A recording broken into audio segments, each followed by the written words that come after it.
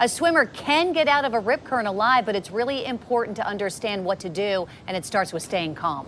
Yep.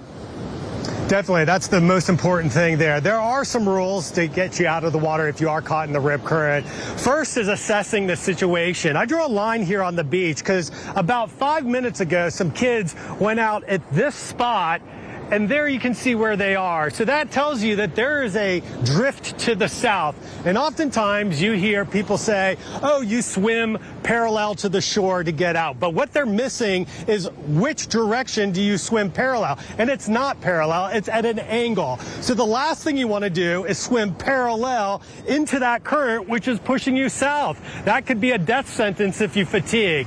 So on a day like this, first assess which way the current is moving. It's going south. So you swim south, but not parallel to the beach, but at an angle to the beach. That way you can find some of those waves to help push you in.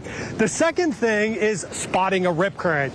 You see a lot of foam in the water, but foam is a clue as to where the rip current is. Sometimes foam is rushing out, but on a day like this, it's hard to spot a rip current. The second thing that would give you a clue is look at the waves, see where the waves are dipping down. That's where water is rushing out and the waves are not breaking.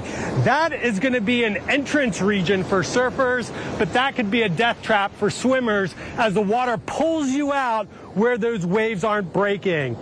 Where the waves are breaking right here is where the water is pushing back into the beach. This is where you would want to swim at an angle and try to use some of that wave energy to help push you back towards the beach. So in this area, we're not seeing rip currents, but right over there, there's a little bit of a dip, and that's where we're seeing a strong rip current. Most importantly, days like this, you don't want to go out in the water. If you are going to go swimming, even when the waves are smaller, always swim in front of a lifeguard. We're right here in front of the lifeguard station. This is a very safe place to swim when the waves aren't as big as today. Coming up at 8 o'clock, we're going to look at kind of what's called a rack line to show you the effects of these waves on the beach. I'll tell you a heads up, this beach has weathered the storm very well. We're not seeing big impacts here other than the rip currents, and we're going to take a better look at the surf coming up in about an hour. We'll see you then. That's good news because, you know, a lot of people have been talking about beach erosion and the concerns about that. So good to hear, Mark. Thanks.